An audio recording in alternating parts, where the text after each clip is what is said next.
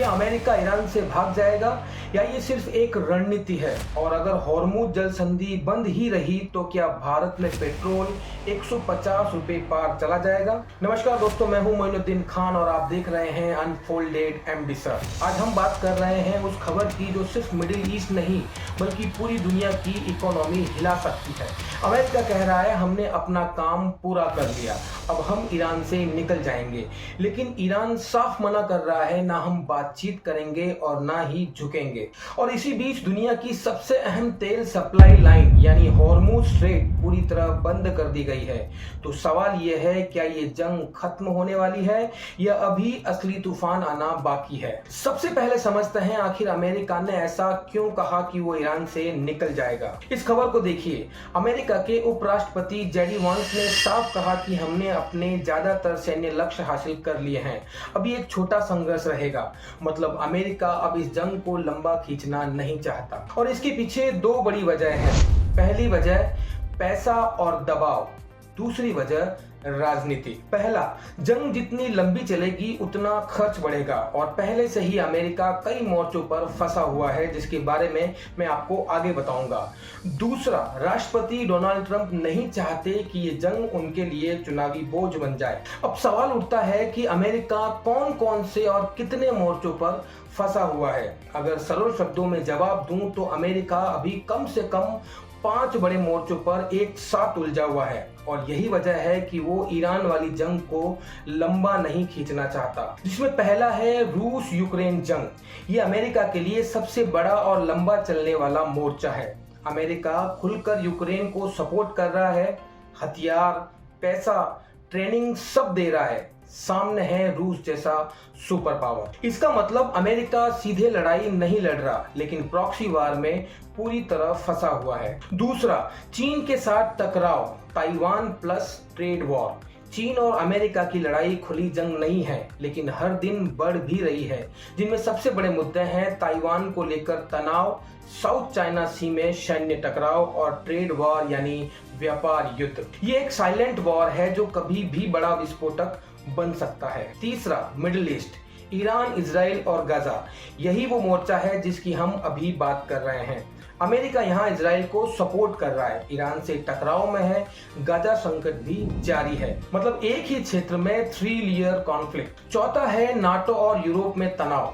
America अपने ही सहयोगियों से नाराज है, खासकर नाटो देशों से। ट्रंप का आरोप यह है कि यूरोप खुद रक्षा पर खर्च नहीं कर रहा, सब अमेरिका पर निर्भर है। यहाँ तक कि डोनाल्ड ट्रंप नाटो के वोटिंग अधिकार छीनने तक की बात भी कर चुके हैं। पांचवा, घरेलू राजनीति और चुनावी दबाव। ये सबसे अनडायरेक्टेड लेकिन सबसे खतरनाक मोर्चा है और वो है अमेरिका के ही अंदर। चुनावी माहौल, जनता में बंटवारा, महंगाई और आर्थिक दबाव। अगर जंग लंबी चली तो इसका सीधा असर चुनावों पर पड़ेगा। दोस्तों, अमेरिका एक साथ रूस से इनडायरेक्ट जंग में है, चीन से पावर स्ट्रगल चल रहा है, मिडिल ईस्ट में कॉन्फ्लिक्ट भी कंटिन्यू है और नाटो में तनाव है और अंदर से राजनीतिक दबाव भी है। यानी कुल मिलाकर 5 बड़े मोर्चे। अमेरिका ईरान से जल्दी निकलना चाहता है क्योंकि वो एक और लंबी जंग अफोर्ड नहीं कर सकता। इसलिए उन्होंने ईरान के बिजली संयंत्रों पर हमला भी 6 अप्रैल तक टाल दिया है ताकि बातचीत का एक रास्ता खुला रहे। अब दूसरा सवाल उठता है कि आखिर राष्ट्रपति डोनाल्ड ट्रंप क्यों नहीं चाहते कि ये जंग उनके लिए चुनावी बोझ बन जाए? सीधी बात यह है, डोनाल्ड ट्रंप जंग को इसीलिए लंबा खींचना नहीं चाहते क्योंकि ये उनके लिए राजनीतिक खतरा बन सकती है ये जंगे। और इसके भी 5 बड़े कारण हैं जो आपको जानना बहुत जरूरी है। पहला, क्योंकि जनता जंग से थक चुकी है जिसको वॉर फटीग कहा जाता है। दोस्तों, अमेरिका पिछले 20-25 साल से लगातार जंगों में रहा है। इराक, अफगानिस्तान, सीरिया जैसे देशों में इसने लंबी लड़ाइयां लड़ी है और इसका नतीजा क्या हुआ? हजारों सैनिक मारे गए, अरबों डॉलर खर्च हुए, लेकिन जनता को कोई साफ जीत नहीं दिखी। अब हालात यह है कि आम अमेरिकी कहता है हमें और जंग नहीं चाहिए। अगर ट्रंप जंग बढ़ाते हैं तो जनता का गुस्सा सीधे उनके खिलाफ जाएगा। दूसरा, महंगाई और तेल का खेल यानी इकोनॉमिक प्रेशर। दोस्तों, जैसे ही मिडिल ईस्ट में जंग बढ़ती है तेल की कीमतें बढ़ती है और तेल महंगा होता है, पेट्रोल महंगा होता है, ट्रांसपोर्ट महंगा होता है और रोजमर्रा की चीजें महंगी। मतलब आम आदमी की जेब पर असर। और चुनाव में सबसे बड़ा मुद्दा क्या होता है? पैसा और महंगाई। अगर जनता परेशान हुई तो वोट सीधे ट्रंप के खिलाफ जा सकते हैं। तीसरा, अमेरिका फर्स्ट वाली इमेज बचानी है। दोस्तों, ट्रंप हमेशा से एक लाइन बोलते आए हैं, अमेरिका फर्स्ट, मतलब पहले अपने देश की सोचो, बाहर की लड़ाइयों में मत फंसो। और अगर वही ट्रंप नई जंग शुरू कर दे या जंग को लंबा खींच दे तो उनकी खुद की इमेज टूट जाएगी। लोग कहेंगे आप भी वही कर रहे हो जो पुराने नेता करते थे। चौथा, चुनाव जीतने का गणित यानी वोट बैंक रियलिटी। अमेरिका में चुनाव सिर्फ भावनाओं से नहीं, कैलकुलेशन से जीते जाते हैं। कुछ खास वोटर ग्रुप हैं जिनमें सैनिकों के परिवार, मिडिल क्लास, युवा वोटर, ये लोग जंग के खिलाफ होते हैं। अगर जंग बढ़ी तो ये वोटर ट्रंप से दूर जा सकते हैं और यही चुनाव हारने की सबसे बड़ी वजह बन सकती है। पांचवा, अगर जंग उल्टी पड़ गई तो दोस्तों, जंग हमेशा प्लान के मुताबिक नहीं चलती। अगर अमेरिका को भारी नुकसान हुआ, सैनिक मारे गए या मिशन फेल हो गया तो पूरा ब्लेम किस पर आएगा? राष्ट्रपति डोनाल्ड ट्रंप पर। और इतिहास में कई नेता जंग की वजह से चुनाव हार चुके हैं। दोस्तों, ट्रंप जैसे बड़े नेता जंग से नहीं डरते, वो जंग के पॉलिटिकल डैमेज से डरते हैं, क्योंकि इससे जनता नाराज हो सकती है, महंगाई बढ़ सकती है और उनकी इमेज टूट सकती है। और सबसे बड़ी बात, वो मिड टर्म चुनाव हार भी सकते हैं। इसलिए वो चाहते हैं जंग छोटी रहे, जल्दी खत्म हो और जीत का नैरेटिव उन्हीं के पास रहे। लेकिन कहानी में ट्विस्ट यहाँ आता है, जहां अमेरिका पीछे हटने की बात कर रहा है तो वहीं ईरान ने सीधा, साफ और क्लियर इनकार कर दिया है। ईरान के विदेश मंत्री अब्बास अराक्ची ने कहा, हम अमेरिका से सीधे बातचीत नहीं करेंगे। सिर्फ इतना ही नहीं, अमेरिका ने जो 15 पॉइंट का सीज फायर प्लान दिया था उसे भी बुरी तरह से ठुकरा दिया गया। और इसके उलट बदले में ईरान ने अपनी 5 शर्तें भी रख दी, जिनमें सबसे बड़ी शर्त है हॉर्मुज जल संधि पर ईरान की संप्रभुता को मानना और जंग के नुकसान का मुआवजा देना। दोस्तों, अब्बास अराक्ची का ना कहना सिर्फ जिद नहीं है, ये पूरी तरह एक कैलकुलेटेड स्ट्रेटजी है। ईरान इस वक्त सीज फायर इसलिए नहीं चाहता क्योंकि उसे लगता है कि अभी उसके पास प्रेशर है और वो इसे खोना नहीं चाहते। और इसके भी 5 बड़े कारण हैं। पहला, सीधे अमेरिका से बात नहीं करना ये अहंकार नहीं है, ये एक रणनीति है। ईरान का साफ रुख है, हम दबाव में आकर बात नहीं करेंगे। अगर अभी वो अमेरिका से सीधे बातचीत करता है तो दुनिया को ये मैसेज जाएगा कि ईरान डर गया। इसलिए वो चाहते हैं कि या तो तीसरा देश जैसे पाकिस्तान, कतर के जरिए बात हो या पहले अमेरिका कुछ कदम पीछे हटे। ये नेगोशिएशन की शुरुआत में स्ट्रॉन्ग पोजीशन लेने की चाल होती है। दूसरा, अभी ईरान के पास सबसे बड़ा हथियार है हॉर्मुज स्ट्रेट। सबसे बड़ा गेम यहीं पर है।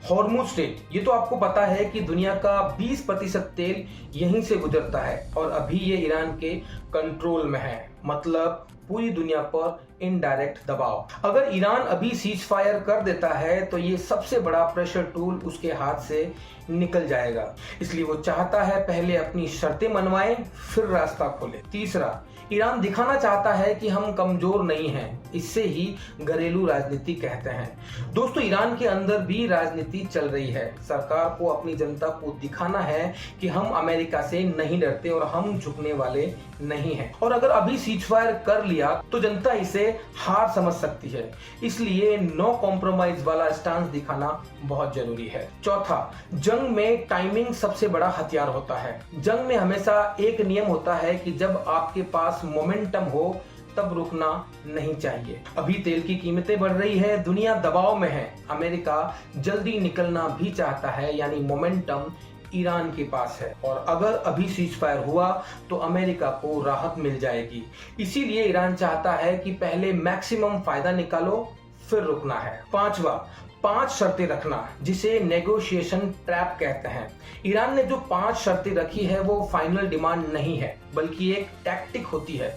असल में खेल ये होता है, पहले ज्यादा मांगो ताकि बाद में कम पर भी डील जीत लगे। लेकिन 2 शर्तें बहुत क्रिटिकल है, हॉर्मुज स्ट्रेट पर कंट्रोल मानना और जंग का मुआवजा देना। अगर अमेरिका ये मान लेता है तो ये ईरान की बहुत बड़ी जियोपॉलिटिकल जीत हो। दोस्तों, ईरान सीज फायर इसलिए नहीं कर रहा क्योंकि उसके पास अभी pressure plus power plus timing तीनों है।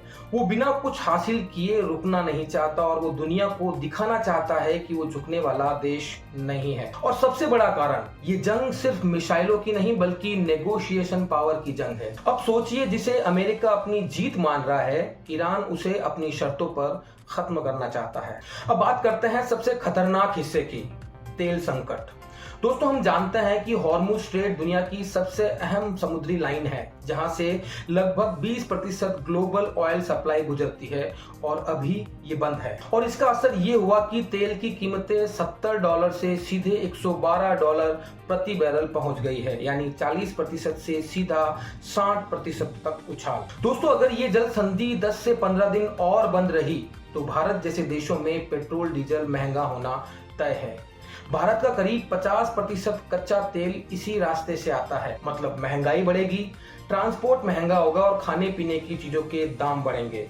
यानी ये जंग सिर्फ जंग नहीं है, ये आपकी और हमारी जेब पर सीधा हमला है। अब सबसे बड़ा सवाल, क्या डोनाल्ड ट्रंप ईरान की शर्तें मानेंगे? अगर मानते हैं तो अमेरिका की ताकत पर सवाल उठेगा, और अगर नहीं मानते तो जंग और लंबी चलेगी और हॉर्मुज शायद और ज्यादा समय तक बंद रहेगा। और इसी बीच एक और चौंकाने वाली बात सामने आ रही है, पाकिस्तान। जी हाँ, पाकिस्तान इस पूरे मामले में मध्यस्थ बनने की कोशिश कर रहा है। मतलब वो पाकिस्तान जिसे हम कमजोर गरीब समझते हैं, वो इतने बड़े युद्ध की मध्यस्थता करेगा। ईरान, इजराइल और अमेरिका जैसे सुपर पावर देशों के बीच की मध्यस्थता।